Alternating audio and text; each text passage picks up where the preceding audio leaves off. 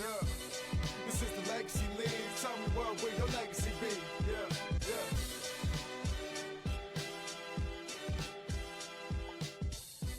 What's going on, everybody? My name's Owen. I'm here with my co-host, John Shea, and we are here at the Massachusetts Postgame show for week number 7.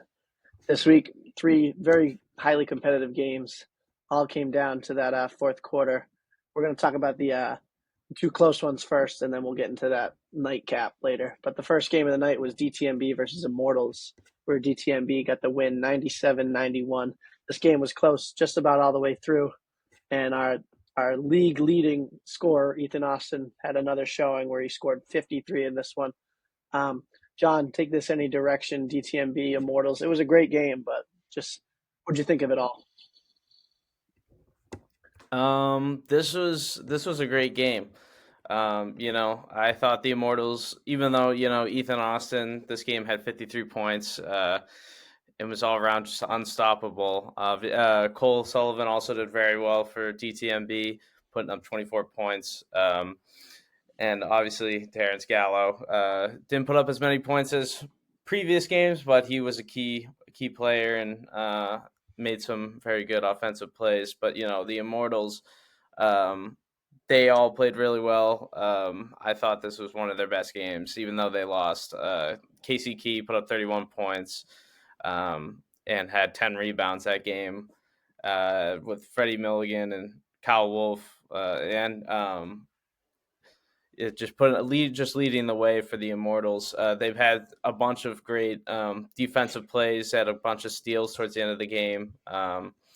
They kept it close for the first half of the game, and then quarter 3 was not theirs, and that really sealed the deal for them during that game. Absolutely. I would say this first quarter, even the second quarter, this first half, it was very fast paced, and you thought both teams were going to score 100 plus, and it turned out second half, third and fourth quarter, they played a little bit more defense, but both these teams, they shot very well. DTMB shot 64%, the Immortals shot 52%. And like you said, Immortals had a great game, and to play that great and come up with a loss, the Immortals are sitting at 1-6, but if that's the bottom of the league, then Connecticut and Rhode Island, this Massachusetts league is legit, and these boys are ready to play. If that team has the worst record in the league, watch out for all those other teams because this league is damn good. Now we're going to jump into the other games for tonight, or from last night rather. RI Wave versus the Party Crashers. RI Wave get a 99-85 win in this one, and Party Crashers, they're a fun team. They've been a fun team all year. Starting to look like RI Wave, though. They're getting their stride. What are you going to talk about RI Wave? Yeah, they came from a bad loss to the Reapers, but that game they just played, they were all in sync. Specifically, Cody Crawford, Shaq, Ardre, and Anthony Lyons. They were all linked together. They were hitting their shots. Specifically, Cody Crawford, he was on fire. He hit how many?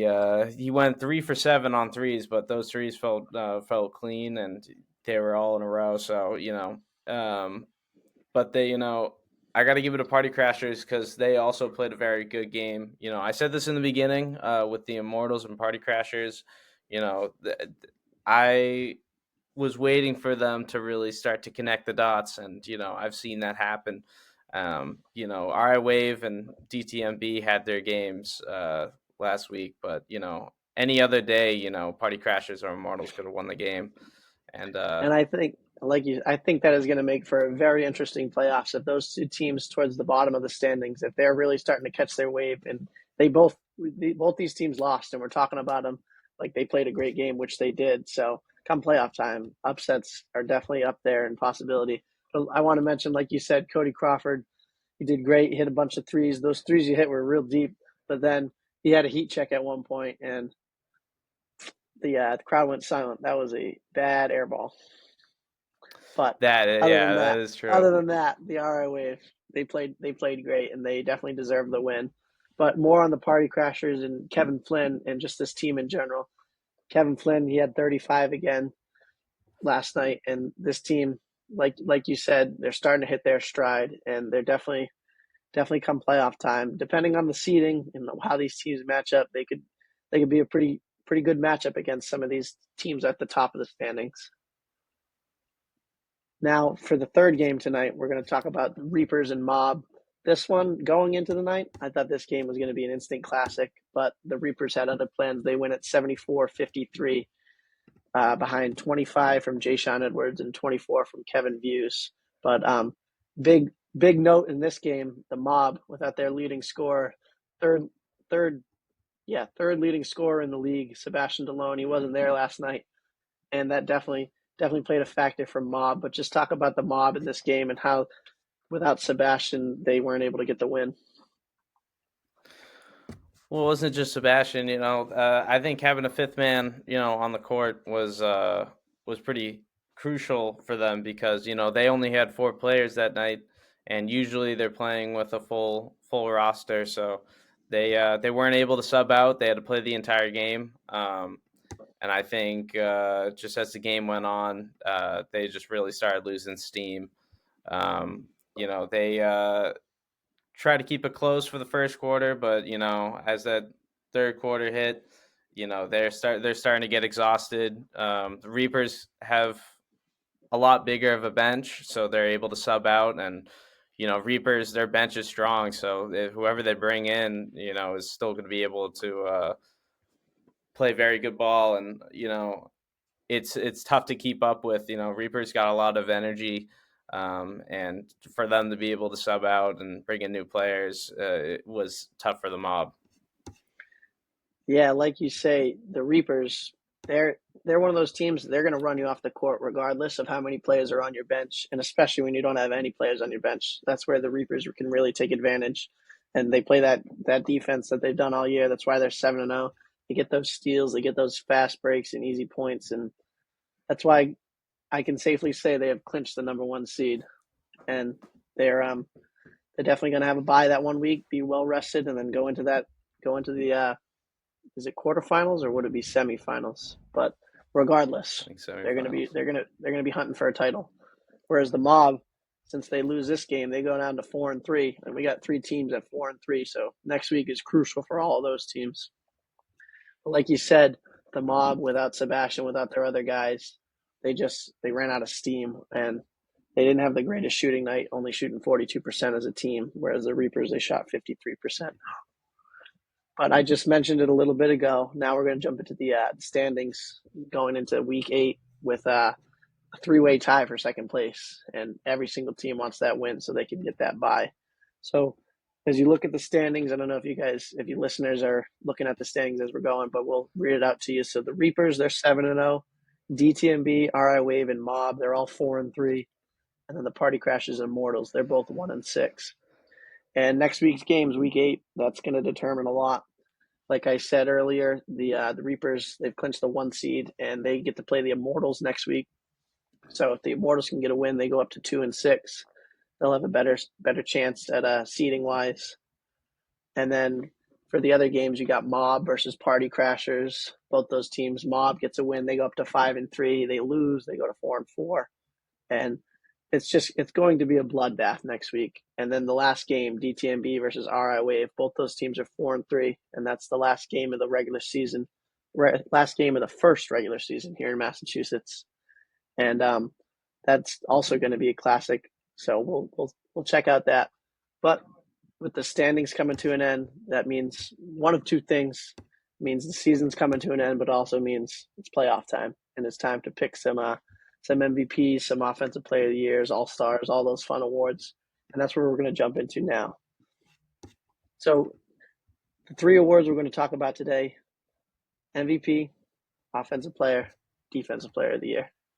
MVP, I think it's probably about a 3-headed race right now. And I think those 3 players are Ethan Austin, Kevin Views, and Sebastian Delone. As you can see, the Mob without Sebastian Delone, they took a big hit. But who's your MVP pick, John?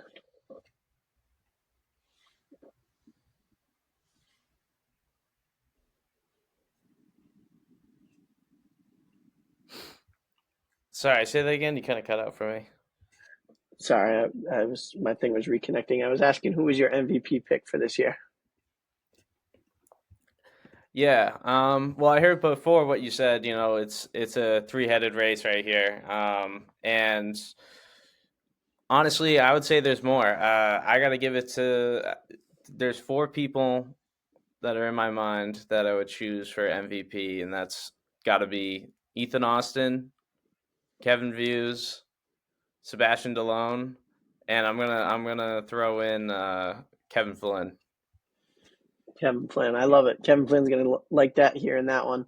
Yeah, Kevin Flynn, he definitely plays great, and he definitely deserves a nod in there. So I can totally respect that. And then my pick personally, I still don't know. I haven't filled out my ballot yet. I'm actually going to fill out my ballot after this, but I'll look at all the stats. Out of those three, I don't get me wrong. I think Kevin Flynn is great, but I just don't know if he's at that MVP level quite yet. Hopefully, he can prove me wrong. But out of those three, I think 7-0. I think that stands for itself. And when you're the best player on the best team, it's hard not to be the most valuable player. So I think Kevin Views is my pick. But when the ballots come out, if I don't have Kevin Views, don't hold me accountable. I'm just saying that based off the stats I'm looking at here.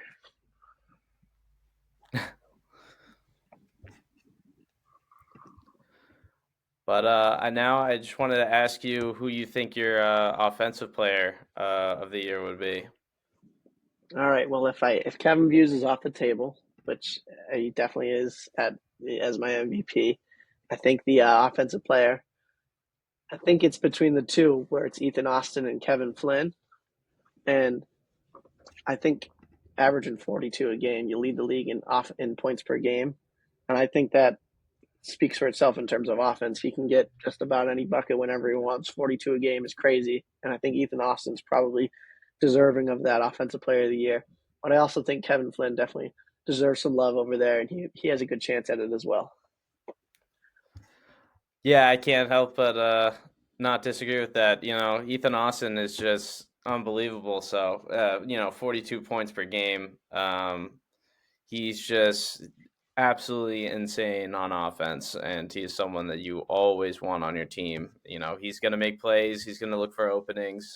Not only that, he's not selfish with the ball. If he sees one of his teammates near the hoop or they have an opportunity, he's passing. But when he has the ball, there's a huge chance he's going to score. So I think for offensive player of the year, I do have to go with Ethan Austin on that one. But now that we went over offensive player of the year, I think we got to talk about defensive player of the year. Who do you think would? I'll give you a guesstimate on who's your top three for this pick. All right. I said it really early in the season. Joey Niederberger. He only played 3 games. He's not eligible. But if he played, I'm telling you, that guy was going to win it. But I think for defensive player, you got to look at the block. You got to look at the steals. But you also just got to go by the eye test and who makes an impact on the game. And I think my top 3 guys are definitely Sebastian Delone. I think Casey Key. I think he makes a very good chance at it as well. And then the third guy, he's from the Reapers. Let me just find Jay Sean Edwards. You'll see him all the time inside the paint, getting blocks, getting dunks. And I think those are my top 3 guys for defensive player of the year. I haven't narrowed that one down quite yet, but all 3 of those guys play great defense. And on the defensive end, come playoff time, those are the guys you want on the court to when this game really slows down. I was saying it last night. Between the regular season and the postseason, it's like 2 different leagues, and it really just slows down, and it's really just like grind it out type of games. And I think with those elite defenders on the court is really going to help you win those games. But John, you're defensive player of the years. Your 3 candidates, your top 3.